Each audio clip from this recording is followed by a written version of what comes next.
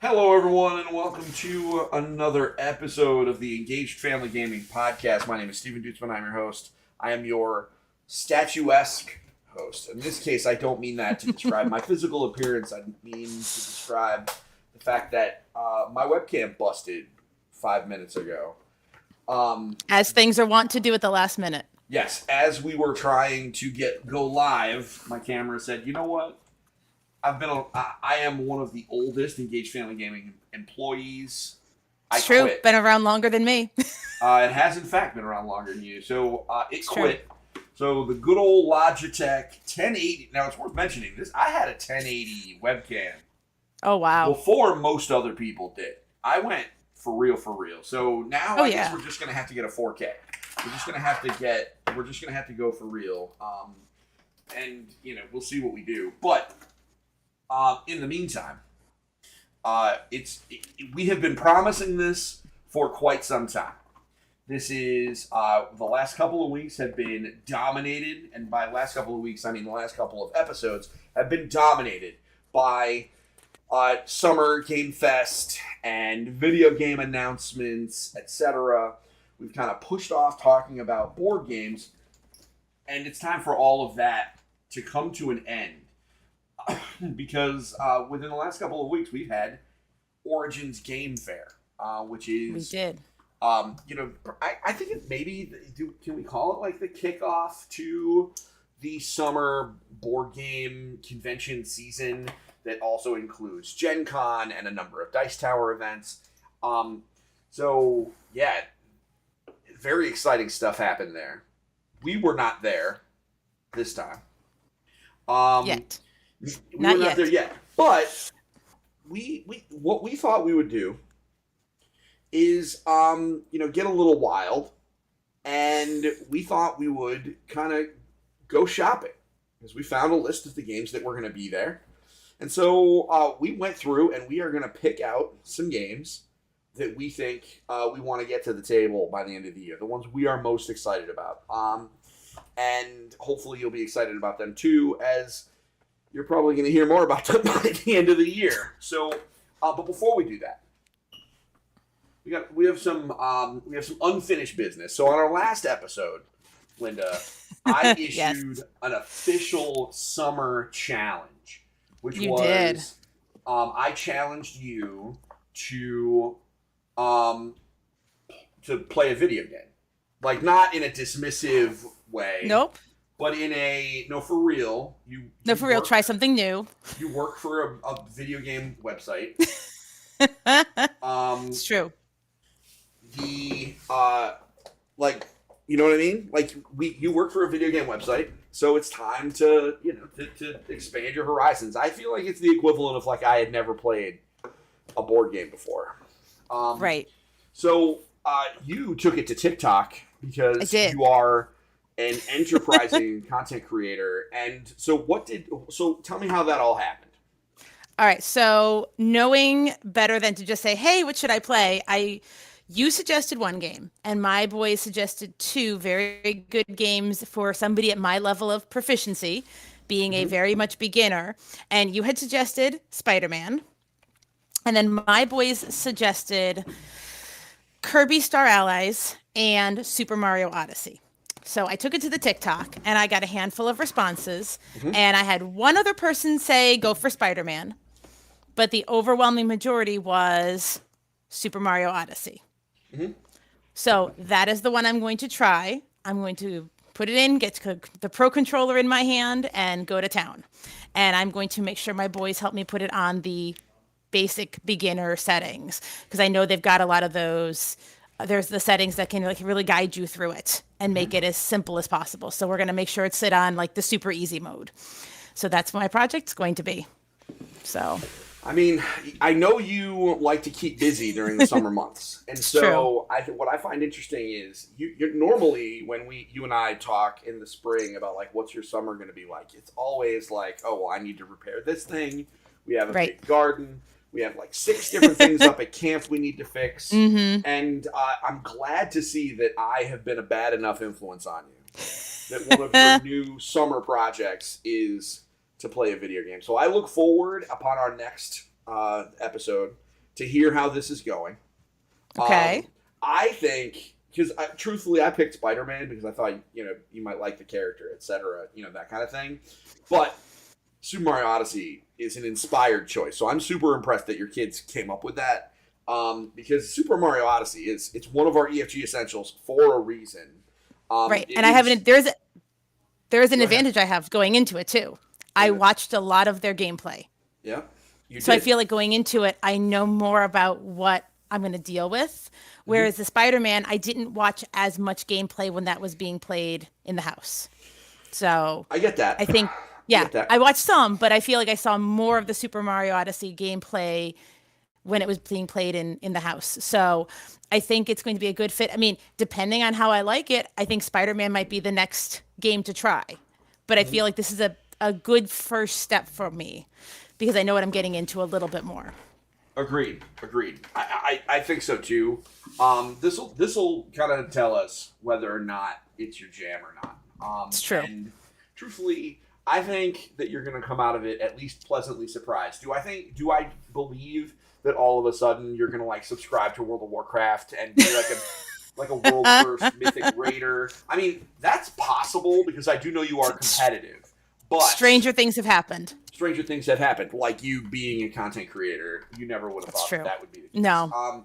And once again, it's my bad influence that does it. So, so that's our first piece of unfinished business, and that's one of my favorite pieces of unfinished business in recent memory.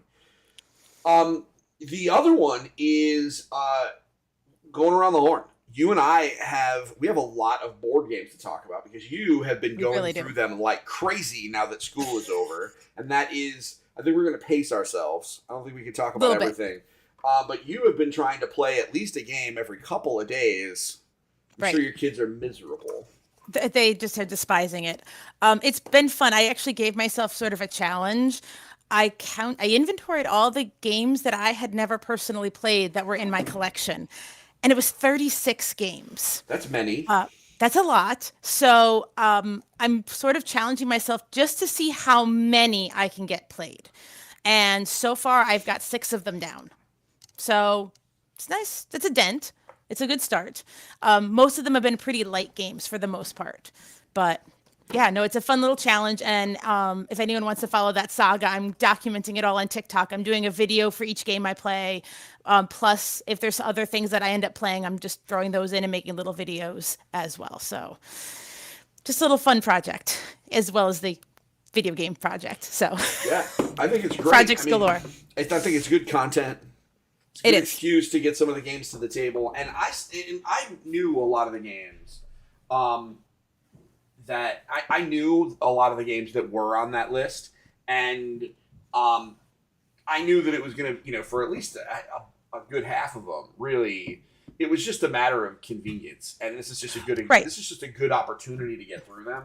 It's not like Well, you that's have 36 copies of Twilight Imperium, No. so- No, and a lot of them are super quick. Like one of them we just played, it literally is like a 5-minute game. This is a game that Past the Pandas is a game that one of the boys got for a present probably a handful of years ago. And it's just because other games had come in and eclipsed it, it just hadn't made it to the table. And so I brought it up to camp last weekend and I'm like, hey, let's just try it. It's only supposed to take a couple minutes. It's just a dice rolling game, nice and light. And it's cute. I mean, it's one of those like, is this going on the essentials list? No, but is it a good game at camp? Just like a little something to pass the time? Absolutely. I mean, it's 3 images on a die. There's blank sides, so you do nothing. Like it's such a super easy game. So I think I'm going to find that with a lot of these games, if they're not ones I bought because they came highly recommended, it may be like, oh, this is a cute one to just cycle through when you need a light game. So yeah, I'm finding that with absolutely. a couple of them. So We got Mega Mom in the chat, by the way. Mega Mom in the chat says that it's an impressive pile of shame, I think, based on the number. But it's Yes. also exciting to have so many new ones to try. I agree. I love, I think the board game community has actually taken to changing the term pile of shame. And they call it a shelf of opportunity. And so, believe it or not, that's actually going to be one of the glossary definitions that are going to come out of our sprint because a lot of people, like, those two terms are largely interchangeable in the gaming community, and I Yes. like the shelf of opportunity so much better. It's true. Because collecting it is no secret that collecting games and playing them are two different hobbies, and there are some people It's who true. collect games that don't necessarily play them. But personally, as long as you're, fulfilling your other responsibilities and like enjoying yourself, then I think that's perfectly fine. And because the idea of shame is just like, oh, well, you need to do this leisure activity, and it's like, no, actually, this is a leisure activity, and if I don't have Right. time to do it, I am not It's going okay. to, and I'm not going to feel bad about Nope. it. So I think I am going to choose to use the shelf of opportunity, and you have a cupboard of opportunity in your camp. So I think that's going to be great. I can't wait to see more of these. If you want to, make sure you follow Linda on TikTok. You're Board I game just see you- teacher. Yeah, you're a board game Yeah. teacher. Board game If- teacher. You just come across my feed like because you tagged me in the videos. So Well, yeah. Tag the official EFG account. So like, I don't even see your name; it just kind of pops up. But definitely check out Board Game Teacher on TikTok if you want to keep up with her exciting news. And I'm sure we'll hear about the board game project. Megamom says she has a big pile of unused yarn. No judgment. Yeah, I think that is crafters. This Oh, is yeah. that meme that is like like all the knights of the round table putting their their swords on the table, and it's always like things that are kind of unrelated but share a common goal. And I think it's like people who collect stuff with intent to use it, and it just sits there, and it's like video gamers, board game players, crafters. Crafters are a huge collect. Yeah, because Absolutely. that's for this project. and then you Right. hyperfixate on it. You know how expensive materials are, so you snatch it up when you can find that deal. And the same Oh, thing, I do the same thing with board games. Oh, yeah. it's on sale. Let me grab it now. I can't tell you how many of the in that pile of to be played, how many of those, oh, it's on clearance. Let me grab it. I know Seven Wonders, I was exactly that. It was 50% on Target. And like I can't Yeah. let it stay there because it's a game I need to play. I have been trying my very hardest this year to only get things that I know I need. Right. And like from a video game perspective, there have been a few games that have come out that, we've just kind of let go because no one in the house wanted to play it. And it's been an interesting experience this year. I haven't bought nearly as much as I have in previous years. And what's interesting is I have a better paying job than I ever did before, and yet now I'm being more responsible. Linda, who knew? Right. Who knew? Well, and I'm finding the same thing now that I think our collections have gotten more substantial. We're now being more selective because Yeah. we see like just that pile. I mean, like I know one of the things I had picked up was like I'm desperate to play. I really want to get it to the table soon. Is Azul because I've been hearing amazing things, and for Oh, you some reason definitely it need to just, get it to the table. I know absolutely, but it's one of those like I got it because it came so highly recommended, and it just hasn't made it yet. Soon. Azul That's on the is short gonna- list. Well, here's the other thing. Azul is one of those games that's so good you'll be playing it with Right. your grandkids. Like you don't Oh, need for to sure. get to that now. Azul is one of those games that's going to stand the test of time, and is it is going to be one of those new classics, like a Ticket to Ride, or even beyond that. It is Right. that good. So with And then that said, it's trying to buy those, not other things. oh, Yeah, absolutely, absolutely. For sure. So with that said, we're talking a big talk about being responsible as we're True. about to go virtually shopping through a convention hall, digitally. So, but hey, listen, we can't help the hype, and I think we'll get to there when it's time. Right. The excuse me, and I think that's something that'll probably color some of our decisions when we think about whether or not we want it or whether or not we want to play it, because I think those are going to be two different things. So No, as for far sure. as other games that we have played, because we're kind of going around the horn here, I want to talk a little bit more about Ninja Turtles. Oh boy. That game is really stinking good. Like it is. We talked about it on the last episode, so I'm not going to belabor the point. But this really is a very, very good video game. Better than it has any right to be. And so I know Mega Mom's on here. She has played it to death, I'm sure. I definitely recommend everybody Ninja Turtles, Shredder's Revenge. And once again, I'm going to use this as an opportunity. The developers, just make an X-Men game next. Just do it. Just make an X-Men game. Just take the X-Men arcade game and do this to it. And I would love you forever. The other thing that I wanted to mention is right now, actually it's over now, but it's on Game Pass, is Nickelodeon's All-Star Battle Royale game, which is a Smash clone featuring Nickelodeon characters.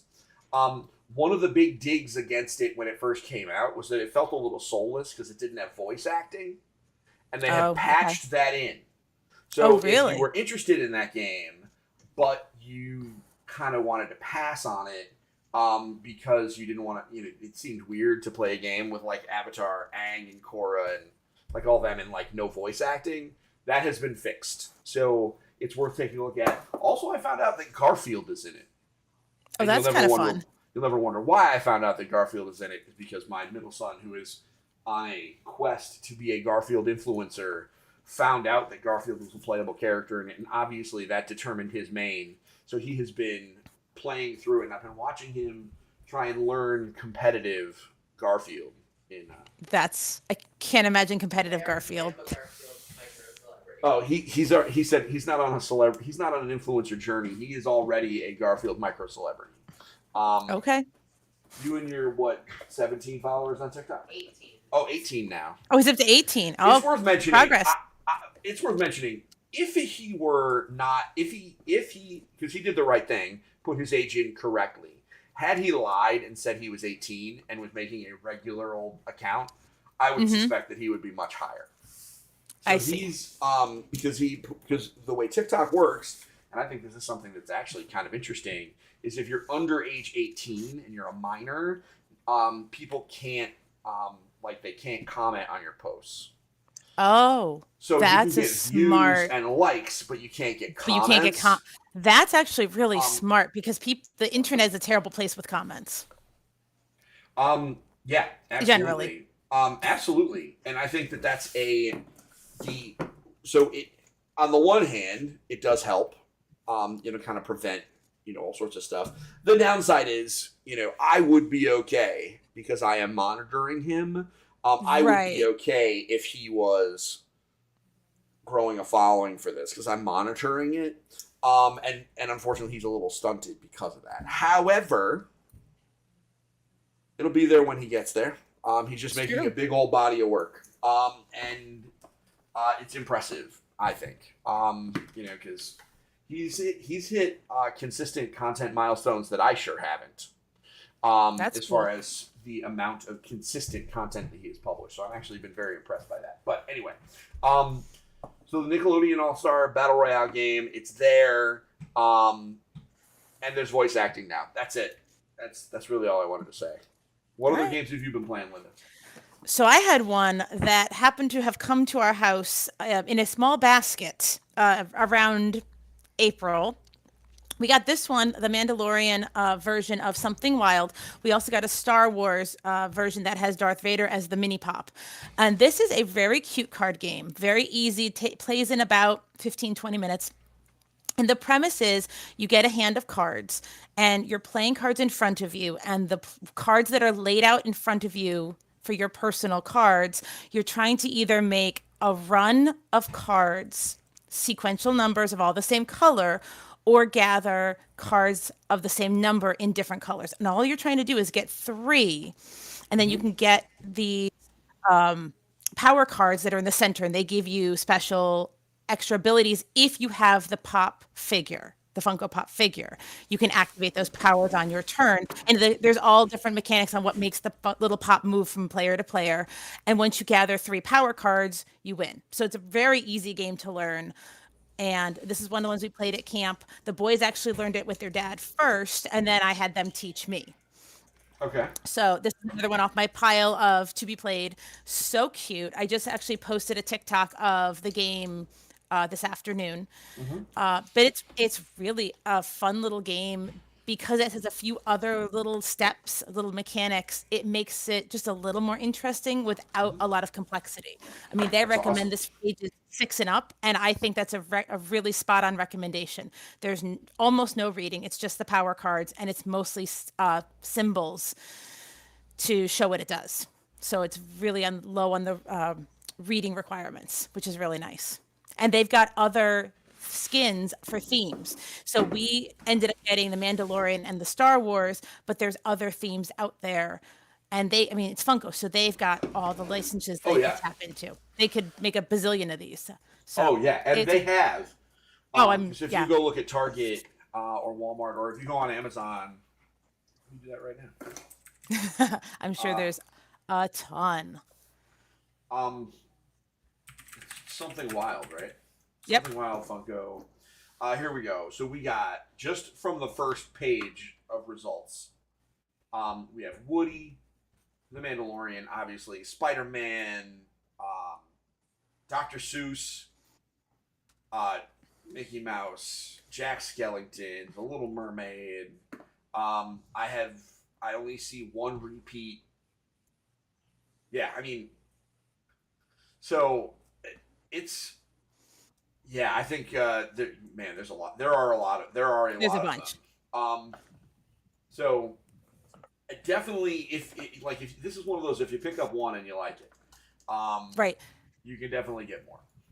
And like with the Funkoverse games, how you can mix sets, you can mix them. They have directions you can combine two sets to play, and there's specific rules if you combine two sets. So Yeah. just they're making it so you can have a little more fun and shake it up a little bit. So I mean, for such a small and a great game for a small place if you need small games. Yeah, absolutely. Which is something that comes up for us a lot. I'm sure, as we adjust and create and update our lists of small games, I think that will very likely That's find a its way great on one for there. that list. Yep. Um, so I actually have another board game to talk about, and because I'm disappointed that my camera is busted because I can't show you guys what I have, but I do have the ability to show you from BoardGameGeek.com, and that's how we're going to do this. Again, I'm a little disappointed, but we're going to do the best that we can. The show must go on.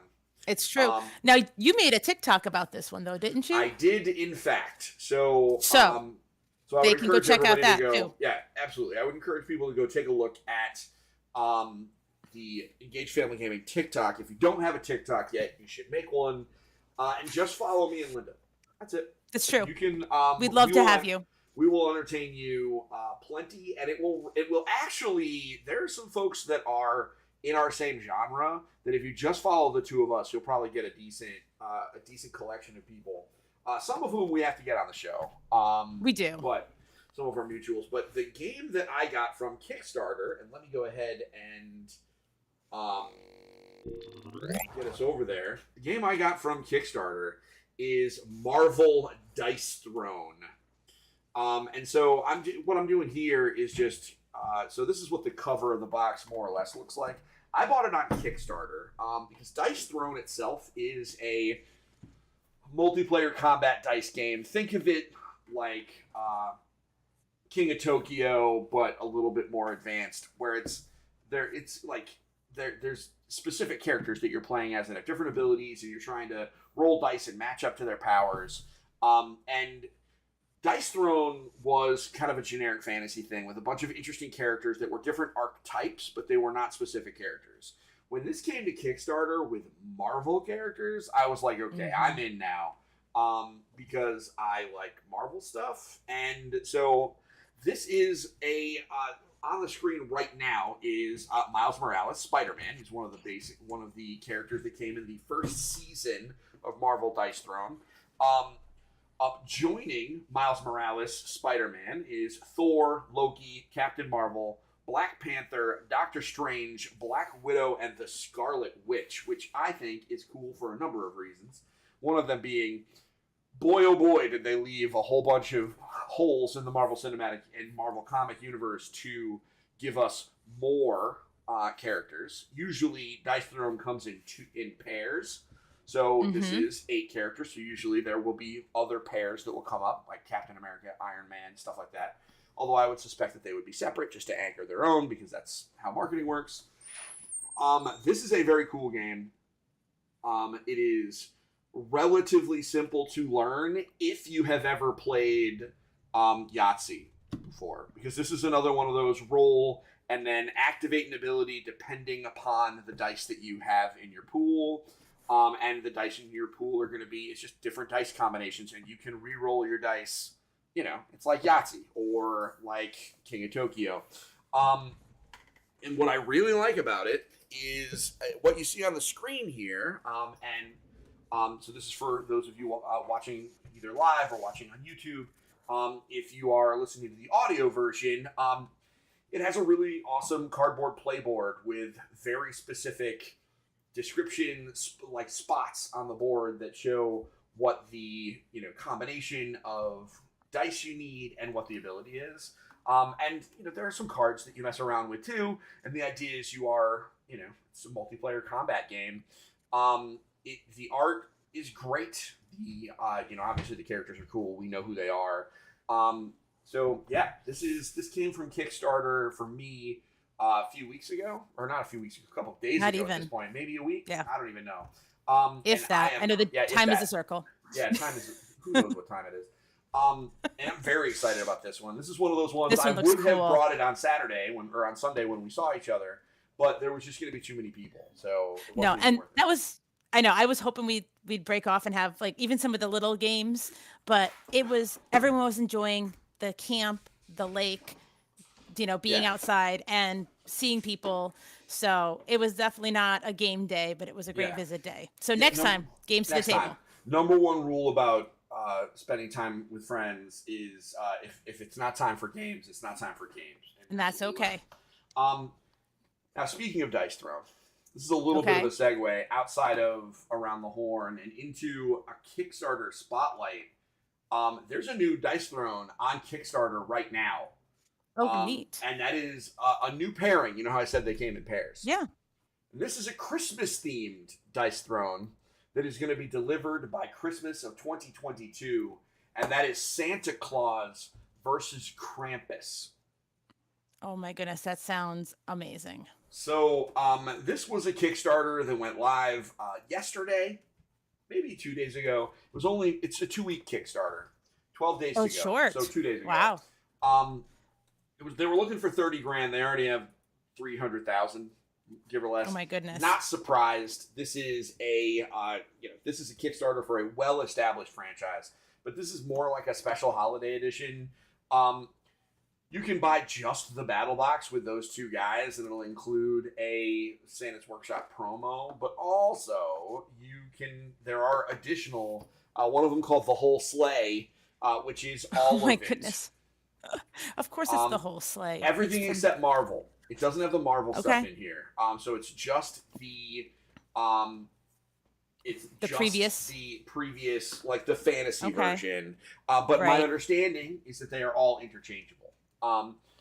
So if Dice Throne sounds interesting to you, and perhaps you are looking for something interesting to come on over for Christmas time, $35 gets you the Santa versus Krampus more or less 2-player game.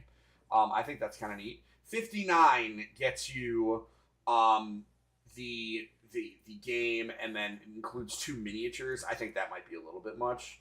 The next, so if you already have all of the Dice Throne stuff, this is kind of like just a gimme. Like you just kind of gotta. Right. Otherwise, it's a pretty significant investment, but it's 8+, Dice Throne's 2 to 6 players, multiplayer. So, I love the art, and they gave Santa, instead of like his little elfin hat, he's wearing like a helmet thing going on. Because Santa can kick some butt apparently. He brings comfort and joy. So I love that. He reminds me a little bit, the look on him reminds me a little bit about the Rise of the Guardian Santa Yes. that had the Oh, yeah, tattoos. absolutely. Reminds me of that flavor of the character absolutely. in the game. So Absolutely, 100%. So that is the Kickstarter. that's super cool. So let's just do it, Linda, and talk about the and just get into Origins, Okay. We need to do that. because my so you and I, Yeah. we have not been there, Not yet. not yet. That's on the list. our- It's on our our bucket list. It is on Totally our is. list. So bunch of games, about 160 Oh, there were so many. in total, 131 rather, according to this Board Game Geek list of games that were either debuting at Origins, will be newly released just prior to the convention, or were demos at the fair. Mhm. And so I thought we would go through that list and share with the audience some of the games that we absolutely want to get to the table before the end of the year. Did you Sounds want to good. go first? Did you have one, or did you want me to start? I put a whole list together, so I can absolutely Okay. go first if you So why want. don't you go first? So I'm going to start with the kind of a fun one, because as I'm scrolling through and I was looking at all the different ones of all the silly things, and I will start with by saying silly, there is a Wildcrats board game. Now, I don't know, Steve, are you familiar with the Krat I Brothers? am, and what's so interesting about this, and you're going to hit this, Wildcrats hasn't been on the air for a while, right? I genuinely don't know, but it's one of those that you can still get it through the PBS website, whether they're making new episodes or not. It is still available through that one. And I actually will use their videos in school because they do have so much nonfiction in them and Yeah. so many facts. We'll actually use those here and there. Like if it's a reward, oh, we're gonna watch Wildcrats because it's still science, and Yep. sneak in that nonfiction. But the kids, my boys when they were younger, loved watching Wildcrats. And my students, even though if it's not on the air, it's something they're streaming then because most of my class knew Wildcrats this past school year. So Yeah. it's still very, very popular. It is But this one it's a it's a tile laying huge game, it looks property. like, right? Yeah, it's a That's what I'm tile looking up laying right game. now. But this is perfect for their age range because it's ages 5 and up. And that's really the target audience right there. That, you know, early elementary, kindergarten first, maybe even pre-K a little bit. It's definitely geared more for the littler kids. Yeah, the players have a hand of tiles and they're laying down tiles which feature various animals and their habitats. And you're laying down.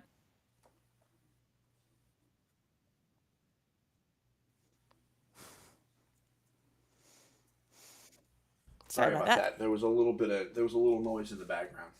It's all good. Um, Um, so that's but Wildcrats. yeah, it's so cute. No, and they've got one huge feature for their in the show is creature powers because this is where they tie in the fiction and the nonfiction. Is they take these special powers the animal has, special attributes, and they make them into a creature power that the brothers then, can use through their magicals, their special like suits they have through the game, the show, excuse me.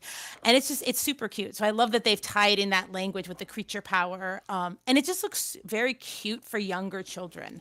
Yeah. There's not a lot of information we know about it, but it's one of those, the property alone made me want to learn more because I know PBS does such a great job with this show. I'd be curious what they did for a game Yeah. for younger children. So we have Begamon in the chat confirming Crab Brothers is great and that they still watch old episodes. And she's excited about that for her youngest, which I think that he is the He's in that target target age range. Yep, He is the target audience for that one. for So, sure. 1,000% on that. I will go next. So one of the things that I am trying to do is like I'm moving in the direction of rather than getting a lot of like really small and casual games to the table, which like I think that's great. But the reality is like for us playing a board game in our household, playing board games is an event. It is we go to see Nana and we play something big. And so the idea of having like small casual games ends up being a little bit unnecessary because we're not the kind of family that will set aside time to play a 20-minute board game in the evening. But we will make a point to have like a big board game day with various people. So for me, I'm looking at games that have a bigger table presence, that are more of an event game for us. And the first and probably the biggest one for me, and this is one that was on Kickstarter previously, and I'm going to be, I am very hungry for this. It's from Arcane Wonders, and that is The Foundations of Rome. Ooh. So let me bring up some pictures for folks to give everybody an idea as to what I am talking about. So Foundations of Rome it's a city building game that is from Arcane Wonders, and this is a heavier game. There's no kidding about that. However, the idea is you are taking these kind of plastic buildings and making Rome. Like That's really cool. in your little grid, and you earn points, etc., for building and claiming different parts of the grid. And the buildings are gorgeous. Apparently, there's a whole cottage industry right now where you can send them away to be painted to look more authentic. Oh wow. I think that's a little bit much for me. But the idea is these are like Tetramino-ish buildings that you're building Rome. And the buildings have different powers, etc. This is for me. This game looks bananas. when you set it to the table. It is a very tall box because the some of the minifigs, whatever, for the buildings are a couple inches tall. But this is the game that I That desperately looks like. gorgeous. Of all the games that came out this year, this is the one that I need to get to the table the most. And I feel like, this is one of those, again, it's an event to bring this to the table just because of how cool it looks. It is a little costly, so I will be deal hopping for this one. My understanding is it takes up an entire Kallax cube by itself. That is a substantial game. But that's okay. That's okay. We got a picture of a cat sitting in the box. Oh, cute. Right here. So just to give everybody an idea as to how big the box is, those two cats sitting in two boxes. Oh my goodness, how sweet is that? So that is a massive box. Holy moly. That is a big box. So because those do not look like kittens. Those look like chonky boys. No. Right there. No, those are full grown kitty cats. Yes. Those are not kittens. No. So that's Foundations of Rome, and that's kind of the theme for the opening salvo of my what I want to buy. Like, really, these are games that if I buy, I have to ship them home because I don't want to carry them around a convention center the rest of the day. No, you're absolutely right. I mean, I was watching this one woman was showcasing a backpack that you can buy at these conventions that is you can use and you can use that to ship your games home, like on the airplane. You can check that bag, and it was massive. And I have a feeling this game would probably take up 80% of that bag. Oh yeah, definitely. For sure. What do you got next? All right, so it's funny. I actually had a city building one on my list, but my family tends to like the slightly lighter flavor of games. We're better if it's under an hour, if it's a little bit lighter, not overly complicated. That's when it's going to make it to the table more frequently. Sure. And I hope I'm pronouncing this right. It's a game from Gigamic, and it's Acropolis. Akropolis. Well, it's probably Acropolis. Acropolis. Silly me. And I am bringing. I'm putting the R in the now. wrong spot. There you go. It looks so cool. Yeah, we're building a city with some hexes here.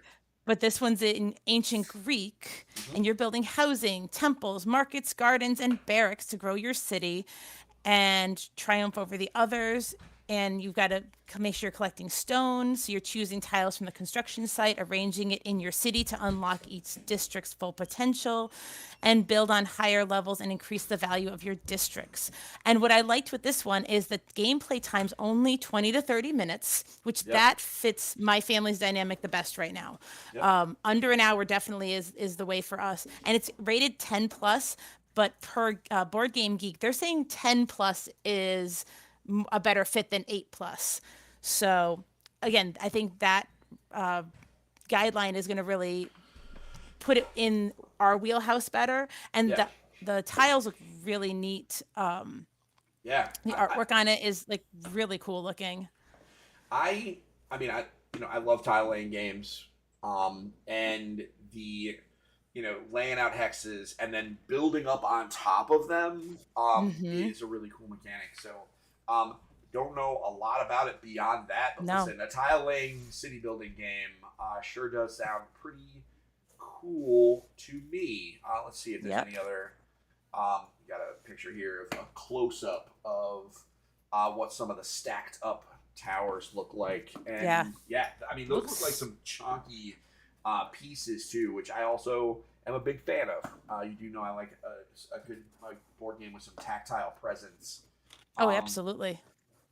So, the next one, speaking of games that are kind of more of an event than anything else, I would be remiss, and I should zoom in a little bit. I got to talk about Ark Nova, which is another game that is relatively recently released. It is available. This is 14 plus. This is a big one. That you're building a zoo, but it's not like But this is a big time science game. It's a scientifically managed zoo is the specific phrase. That's cool. This is gonna eat your table. pretty well. It is. I'm trying to zoom in right now here to give you an idea. This is big on, you're kind of dealing with a tableau and building your own, and everybody is kind of building their own hex-based zoo. Um, this is one of those games that as soon as I saw people having it on the table, I was like, okay, there's a lot going on here, and it is a long game. However, I think that it is such a cool theme, the idea of kind of building a zoo, trying to make it animal and conservation friendly, etc. I think that it was an attractive theme compared to other longer kind of event style board games that are all about war. This one is about conservation and taking care of animals, which I thought the theme itself was That's pretty really cool. neat. Also, Yeah. just the cover is just fire. Like if you can, I'm zooming in here. Like, look at this. I mean, that is just so Yeah, the cover cool. art is gorgeous on Cover there. art is cool. Lots of information on car. I mean, this is just the kind of stuff that I like. So, I am, and I'm really in the mood to try and find. It also has a solo mode, by the way. Oh, that's cool. Yeah. So this is, this is a relatively recent edition. It's on sale at Miniature Market for only $67. I may have to take a look at that because, actually, it's not even that. It's only $75 on Amazon. That's not terrible either. I'm hoping my friendly local game store will have it. I will have it sooner rather than later. So that's my game. What about what's next for you, Linda? So there was one on this list that we had actually talked about before that we had been on a TikTok of one of our mutual friends that you had on the show. And that is Decorum. She had this on her TikTok, and when I saw it, because we had chatted about this briefly, I think online we had chatted. But this one it just sounds fun. It's not my normal speed of what I tend to go towards, more of like the games for the kids and the more young themes, but this one just struck me as something that sounds like a lot of fun. So it's a game of passive aggressive cohabitation. It is recommended 13 plus, but it's only 30 to 45 minutes, and the premise of it is it's cooperative, but there's hidden information, and you and your partner are trying to decorate a home in a way that makes you both happy, but what makes you happy is different. So you're trying to put things in and swap them out and repaint and change things for you and, work with them, but it's not, you have to be subtle with it. And it just, so it's sort of a logic puzzle with that. It just sounds really fun. Just something a little different. I know I've never played anything quite like this. And so that intrigues me. I don't think anyone has played anything like this. Yeah. Which is what's so interesting about it. I just added to the chat that I'm going to be good and not make any jokes about passive aggressive gameplay. Being something that you're interested in. It's not even gonna. I'm just going to let that one. I'm just going to pitch that out there. We already had that banter on TikTok. If you're interested, you can go check that out. I will. This does look interesting because the idea is you're decorating. The idea of decorating a house. Man, there are some folks that is like a nightmare. But for some other folks really like it. And the idea is working together.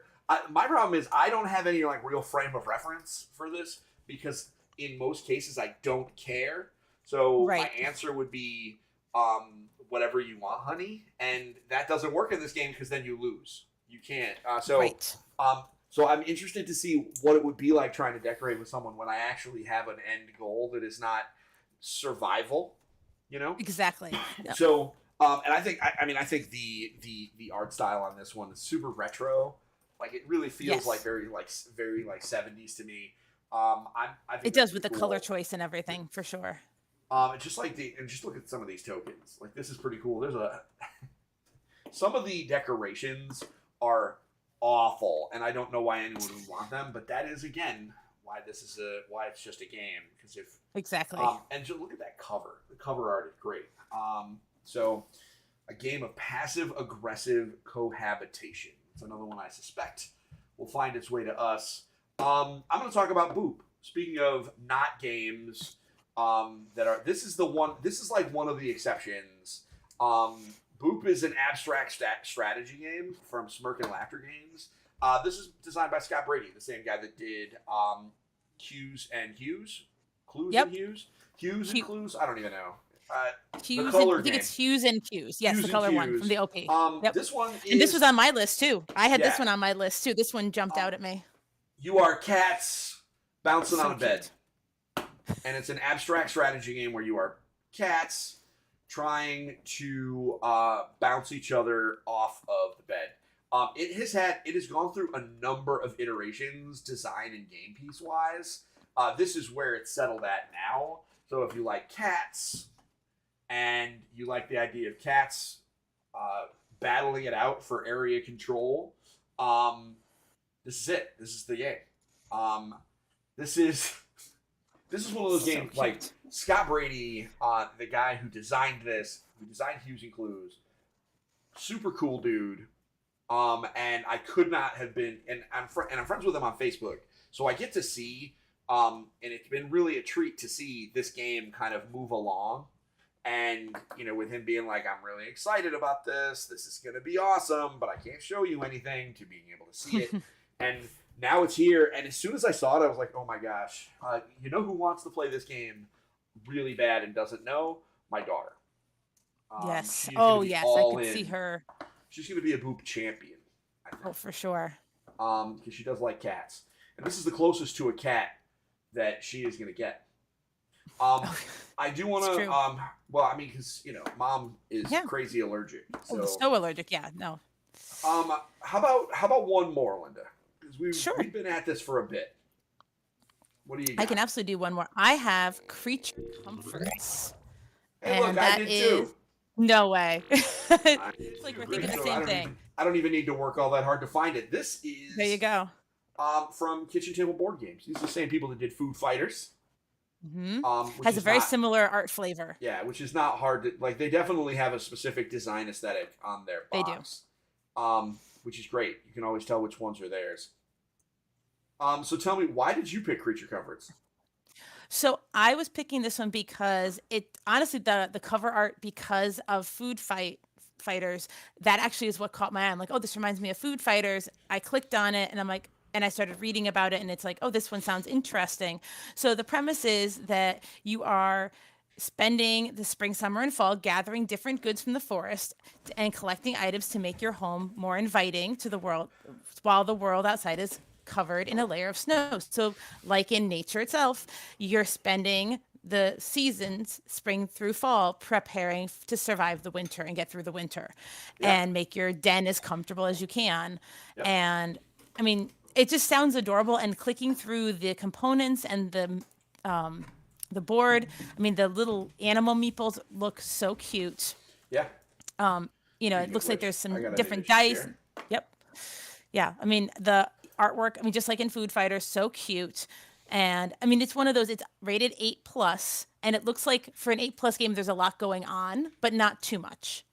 Yeah. This gave me like mild Animal Crossing vibes.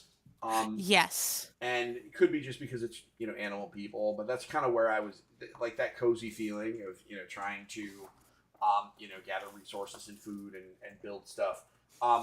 So that's why this one came up for me. We know we love Kitchen Table Board Games. They do a great job. And this one, to my understanding, is available now. So we may have to take a look at it. It's around $50, Yeah. which is expensive for for compared to some of their other games. But there's a lot of like little pieces and a lot of little like extra stuff to this. So, excuse me. So I am, I'm certainly not thinking that this is a bad idea based on that. Right. And I also like that it could be a single player game. It's 1 to 5. Yep. So we're seeing, we've seen that more and more where they give those single player modes, which Yeah. is really nice. I think that people are starting to ask for them more and more as time goes on, and I think part of that Absolutely. is because there are a lot of folks that just don't have a dedicated gaming group, and scheduling is hard. So having a solo version of a game means they get to play their They get to play their game even without having to coordinate schedules with people. So they get more Absolutely. usage out of their games. It's also a reasonable way to learn how to play a game. That's true. Oh, how about this? Right now, Amazon is showing Lost Ruins of Arnak, which is a game we talked about last year, Ark Nova, and Creature Comforts all together on sale. Really? Yeah. Oh, I see that. So that's a. I might have to take a look at that. So, you know what? Because we both had one game, let me throw out another one. All right. This is one that we have talked about before, so I'm just gonna throw it out there.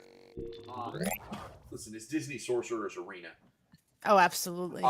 Which is definitely on our radar as something we will be kind of putting to the table by the end of the year. No question. There's already several expansions that have been planned. Specifically, there's the Under the Sea collection.